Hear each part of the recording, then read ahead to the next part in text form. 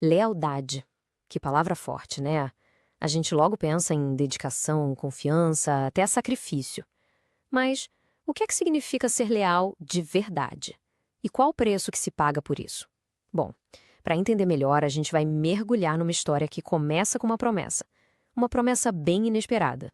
Quero recompensá-lo de uma forma que ninguém jamais esperaria.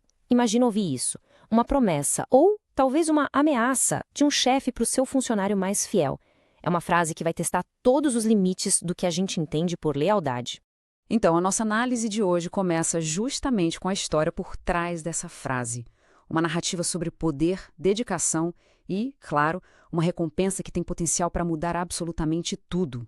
Primeiro vamos conhecer os nossos personagens. De um lado, o Marcos. Pensa naquele funcionário exemplar que por 10 anos deu o sangue pela empresa. Do outro lado, o Rafael, o chefe dele. Um homem que vê o mundo através de planilhas e resultados. Parece uma dinâmica clássica, né? Mas ela está prestes a tomar um rumo que ninguém podia imaginar. E o ponto de virada é um momento de pura crise. Uma coleção inteira, super importante, está em risco de ir pro buraco. E quem salva tudo? O Marcos, com a sua dedicação de sempre. Esse ato de lealdade extrema mexe com Rafael de um jeito que ele decide oferecer bem mais do que um simples bônus. É aqui que a história começa a ficar estranha. A recompensa do Rafael não é um cheque gordo. É um convite para um mundo de luxo, de segredos. Um jato particular, uma ilha paradisíaca e uma proposta que vem com um preço bem alto. Uma condição que bota em jogo a própria essência da lealdade do Marcos. E a proposta é essa, uma sociedade. A chance da vida dele. Só que a condição é absoluta. Lealdade cega. Ele exige que o Marcos não questione nenhuma decisão, mesmo as mais difíceis ou, como a história sugere, até perigosas. E essa pergunta tira a gente da ficção e joga direto na realidade. Porque essa exigência de lealdade absoluta não é só um drama de história. Ela ecoa estratégias muito, mas muito reais no mundo dos negócios. Vamos dar uma olhada em como isso funciona? Agora, a gente vai analisar essa ideia de lealdade por um outro ângulo, o corporativo.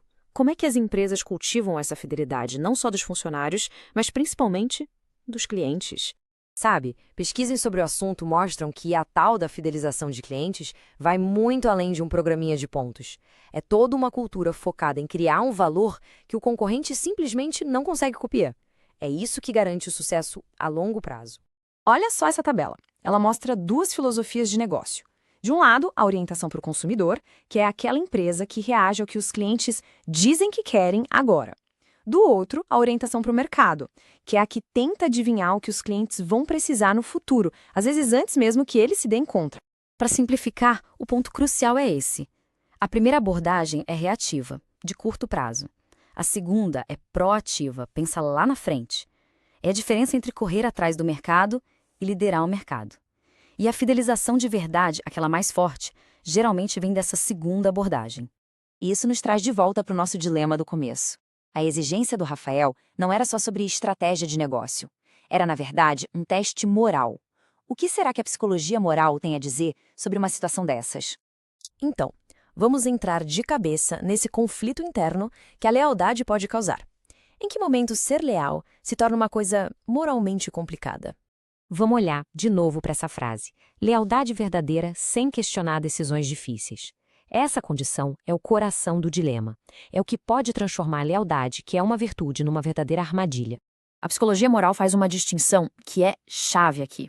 A lealdade virtuosa, sabe, ela está ligada a princípios, a valores e sempre leva em conta o impacto das ações nos outros. Já a obediência cega, bom, essa é uma submissão que faz a gente ignorar nosso próprio código moral, que faz a gente aceitar acordos, mesmo sabendo que eles podem prejudicar alguém. E o jeito como a gente lida com esses conflitos não é algo fixo que nasce com a gente. Não, isso evolui. A nossa capacidade de navegar por esses dilemas morais vai amadurecendo com o tempo. A teoria de Kohlberg dá pra gente um tipo de mapa desse desenvolvimento. Pensa assim, no começo, certo e errado é o quê?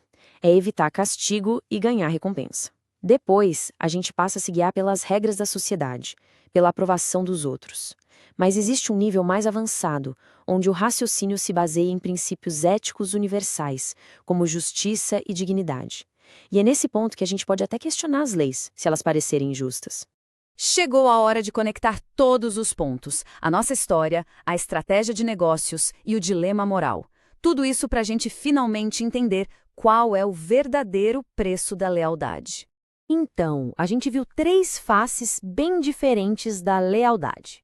A lealdade como um ato pessoal que pode trazer uma recompensa incrível, a lealdade como uma ferramenta estratégica que as empresas querem construir a todo custo, e a lealdade como um campo de batalha moral, onde uma virtude pode virar cumplicidade. E aqui vem a grande virada da nossa história. Aquela recompensa que ninguém esperaria não era só sobre dinheiro ou poder. A condição do Rafael era, na verdade, um teste. Ele não estava procurando só um sócio. Ele estava procurando alguém em quem pudesse confiar de olhos fechados, transformando a lealdade no pilar de uma parceria de verdade. No fim das contas, a lealdade pode ser tudo isso ao mesmo tempo. Pode ser o caminho para uma recompensa, uma ferramenta de negócios e, talvez o mais importante, um profundo teste de caráter, dos nossos valores. E a questão que fica no ar é essa. Quando a lealdade de alguém entra em conflito direto com seus princípios, qual é o verdadeiro preço a se pagar?